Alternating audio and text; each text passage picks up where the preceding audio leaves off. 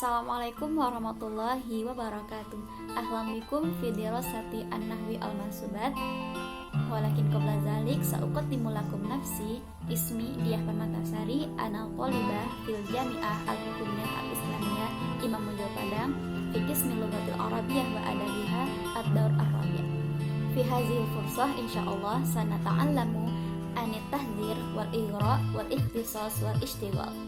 Selamat datang di pelajaran Nahwu Al-Mansubat bersama saya Diah Permatasari, mahasiswi UIN Imam Munjal Padang, jurusan Bahasa dan Sastra Arab semester 4. Pada kesempatan kali ini, insya Allah kita akan belajar tentang tahdzir, ighra, ikhtisas, dan ishtighal.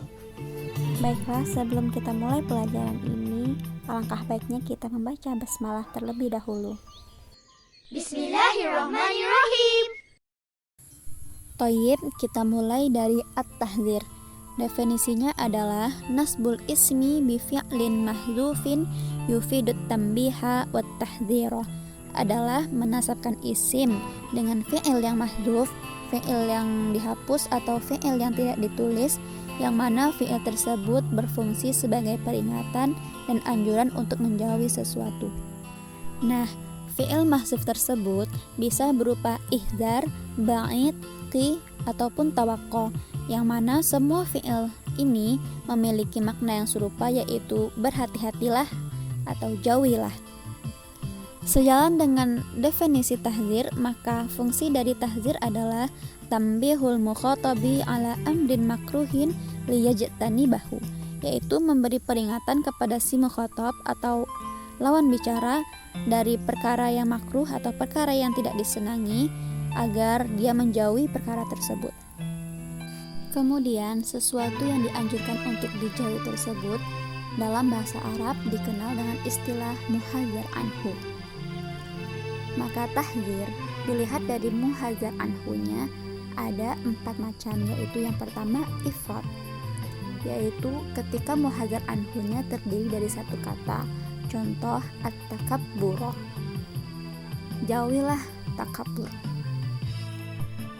Pada contoh ini dapat kita lihat bahwa fiilnya itu tidak ditulis, langsung saja ditulis maf'ulun bihnya, yaitu at-takabbur. Jadi at-takabbur ini nasab dengan fathah sebagai maf'ulun bih dari fi'il yang mahdzuf. Dan jelaslah kita ketahui bahwa at-takabbur terdiri dari satu kata. Selanjutnya yaitu takrir, dimana ketika muhadzar anhunya berulang-ulang. Contoh at-takabbur, at-takabbur, jauhilah takabur, takabur. Nah, at-takabbur yang pertama ini sama seperti contoh sebelumnya, yaitu sebagai maf'ulun bih dari fi'il yang mahdzuf. Sedangkan at-takabbur yang kedua yaitu sebagai taukid atau penegas, penguat dari kata yang sebelumnya. I'rabnya sama, mengikut kepada i'rab at-takabbur yang pertama, yaitu nasab. Yang ketiga ada atof, yaitu ketika muhadzar anhunya dibarengi dengan huruf atof. Contoh at-takabbur wan nifaq. Nah, at-takabbur ini sama seperti contoh sebelumnya, yaitu maf'ulun bih dari fi'il yang mahdzuf, maka i'rabnya adalah nasab, tanda nasabnya adalah fathah. Dan waw adalah huruf atof, an-nifaq ma'tufun alaih dari at-takabbur. Jadi harokatnya sama-sama fathah dan i'rabnya sama-sama nasab.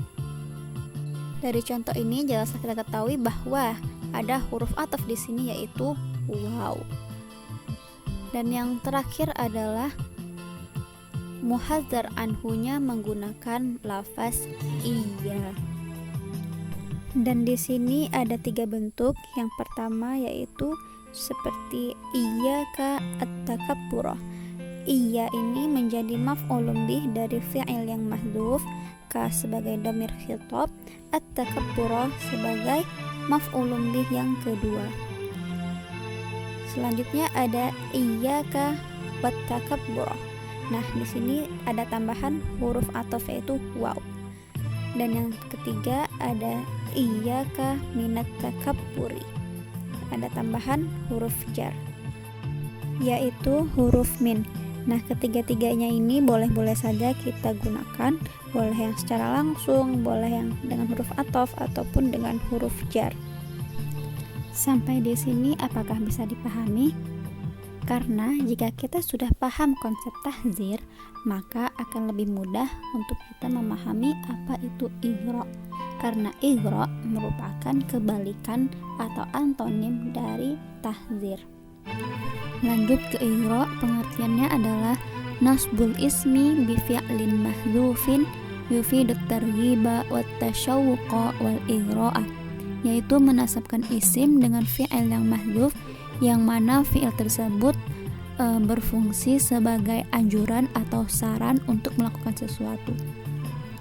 Adapun fi'il yang mahdhuf tersebut bisa berupa ilzam, utlub ataupun if'al. Fungsi dari ighra ini adalah hasul mukhatabi ila amrin mahmudin liyaf'alahu, yaitu menyarankan si mukhatab atau menyuruh si mukhatab kepada perkara yang terpuji agar dia melakukannya. Nah, sesuatu atau perkara yang dianjurkan tersebut dalam bahasa Arab dikenal dengan mughrabih. Ighra dilihat dari mughrabihnya terbagi menjadi 3, yaitu yang pertama ada ifrad, yaitu ketika mughrabihnya terdiri dari satu kata. Contoh al-amanata yang merupakan maf'ulun bih dari fi'il yang mahdzuf. I'rabnya adalah nasab, tanda nasabnya adalah fathah. Artinya teruslah amanah. Yang kedua yaitu takrir ketika mughrabihnya berulang-ulang. Contoh al-amanata, al-amanata. Nah, al-amanata yang pertama ini merupakan maf'ulun bih dari fi'il yang mahdzuf. I'rabnya nasab, tanda nasabnya yaitu adalah fathah. Al-amanata yang kedua ini merupakan taukid dari al-amanata yang pertama. I'rabnya sama-sama nasab dan tanda nasabnya sama-sama fathah. Yang ketiga yaitu athof, ketika mughrabihnya dibarengi dengan huruf athof. Contoh al-amanata wal fatanah. Al-amanata sama, yaitu maf'ulun bih dari fi'il yang mahdhuf. Waw huruf athof. Al-fatanah merupakan ma'tufun alaih dari al-amanatah. I'rabnya sama-sama nasab dan tanda nasabnya yaitu fathah. Jayyid, mustamir, kita lanjutkan, yaitu tentang ikhtisas. Pengertiannya adalah nasbul ismi bi fi'lin mahdhufin wujuban taqdiruhu akhussu au a'ni, yaitu menasabkan isim dengan wajib fi'ilnya mahdhuf yang mana perkiraan fi'il yang mahdhuf tersebut adalah akhussu atau a'ni. Bisa juga dipahami bahwa ikhtisas adalah menyebutkan isim zahir setelah isim dhamir untuk menjelaskan dan mempertegas maksud pembicaraan. Adapun tujuan ikhtisas ini adalah yang pertama untuk membanggakan diri, yang kedua untuk merendahkan diri, dan yang ketiga untuk menjelaskan isim dhamir. Contoh, nahnu al-aghniya'a natasaddaqu, ana ad-dha'ifa astaghfiruka, nahnu at-tullaba nadhhabu ilal jami'ah. Kita lihat contohnya. Yang pertama, nahnu al-aghniya'a natasaddaqu, kami maksudnya para orang kaya bersedekah. Nah, nahnu di sini yaitu merupakan isim dhamir, al-aghniya'a merupakan isim zahir, maf'ulun bih dari fi'il yang mahdzuf. Itu perkiraan fi'il yang mahdzuf tersebut bisa akhussu ataupun a'ni. Maka i'rabnya adalah nasab, tanda nasabnya adalah fathah. Begitu juga dengan contoh yang kedua. Ana merupakan isim dhamir, ad-dha'ifa merupakan isim zahir, maf'ulun bih dari fi'il yang wajib mahdzuf yaitu akhussu atau a'ni. Sama juga yang ketiga, Nahnu isim dhamir, at-tulabah isim zahir yang menjelaskan maksud dari isim dhamir nahnu sebelumnya. Selanjutnya, dalam ikhtisas, dhamir yang digunakan seringkali adalah dhamir mutakallim. Contoh ana, nahnu. Dan kadang-kadang dhamir yang digunakan adalah dhamir mukhatab. Contoh, ilaika Allaha natubu, kepada engkau, maksudnya Allah, kami bertaubat. Nah, ka di sini merupakan dhamir mukhatab. Allah menjadi maf'ulun bih dari fi'il yang wajib mahdzuf, yaitu perkiraan fi'ilnya bisa akhussu ataupun a'ni. Baik, kita lanjutkan pembahasan kita yang terakhir pada kesempatan kali ini insyaallah, yaitu tentang istighol. Pengertiannya adalah al-yataqaddama ismun ala amilin fi haqqihi ayyan sibahu laula istighaluhu anhu bil amali fi dhamirihi, yaitu mendahulukan isim dari amil yang seharusnya amil tersebut menasabkan isim, seandainya amil itu tidak sibuk mengamalkan dhamir yang kembali kepada isim yang didahulukan itu.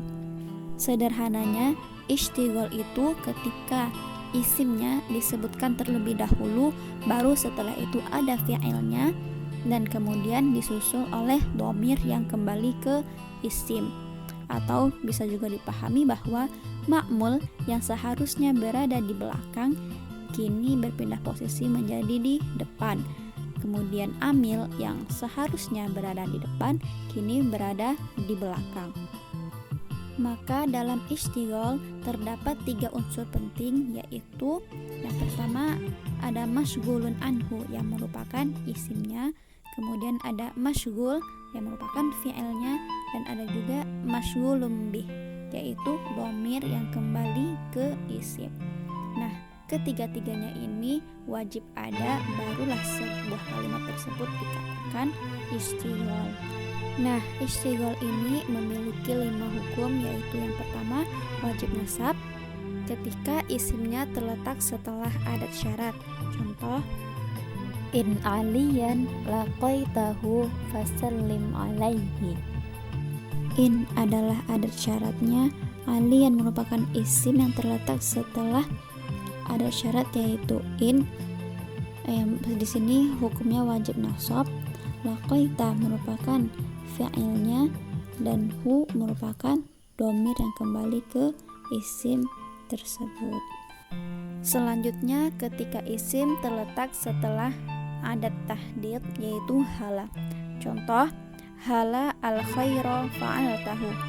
Hala adat tahdid, al-khaira merupakan isim yang terletak setelah adat tahdid. Di sini i'rabnya nasab, dan nasabnya yaitu fathah. Fa'alta fi'ilnya, dan hu merupakan dhamir yang kembali ke al-khairah. Selanjutnya, ketika isim terletak setelah istifham selain hamzah.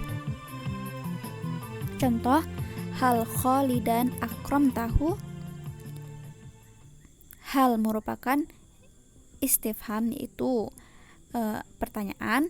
Khalidan merupakan isimnya. Di sini i'rabnya wajib nasab, tanda nasabnya yaitu fathah, terletak setelah istifham. Akramta fi'ilnya, dan hu merupakan dhamir yang kembali ke khalidan.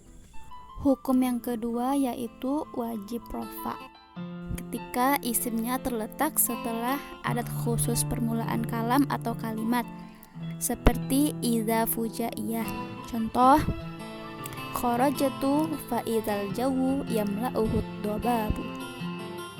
Idza adat khusus permulaan kalam, al-jawu isimnya terletak setelah adat tersebut, yamla'u merupakan fi'ilnya, hu dhamir yang kembali ke al-jawu. Maka al-jawu hukumnya wajib rofa, tanda rofanya dhammah karena terletak setelah adat khusus permulaan kalam. Selanjutnya, ketika isim terletak setelah waw hal.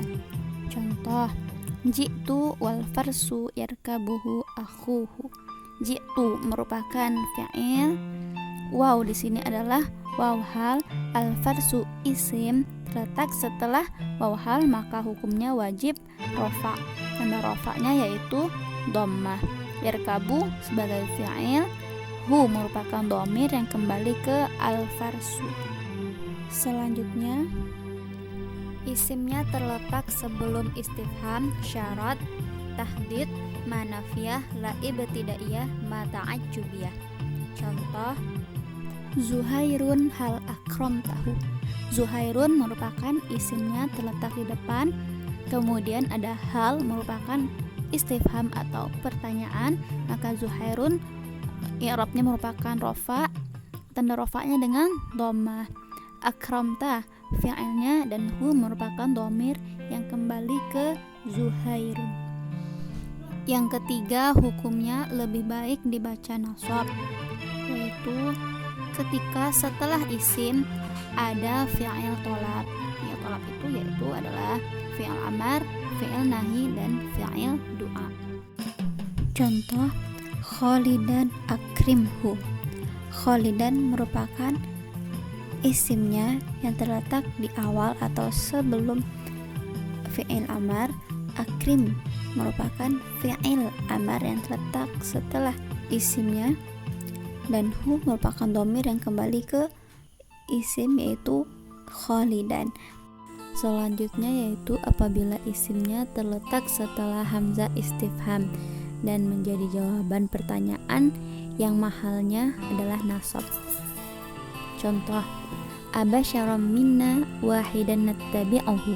A merupakan hamzah istifham, basyaron isimnya harus di sini i'rabnya nasab. Nattabi'u menjadi fi'ilnya, hu menjadi dhamirnya. Dan contoh yang kedua yaitu aliyan akramtuhu sebagai jawaban dari orang yang bertanya man akramta. Maka di sini aliyan adalah lebih baik nasab.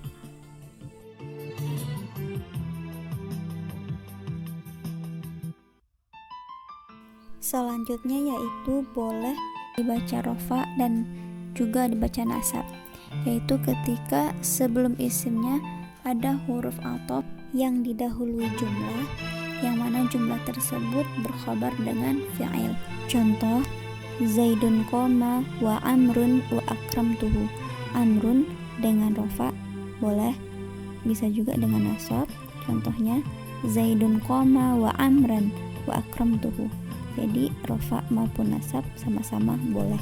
Terakhir, isimnya lebih baik dibaca rofa apabila selain dari ketentuan yang telah disebutkan. Alhamdulillah, kita sudah selesai membahas tentang tahdzir, ighra, ikhtisas, dan ishtighal. Semoga semua penjelasan ini dapat dipahami dengan baik. Dan mari kita tutup dengan membaca hamdalah. Alhamdulillah. Terima kasih atas segala perhatian dan mohon maaf atas segala kekurangan dan kesalahan. Assalamualaikum warahmatullahi wabarakatuh.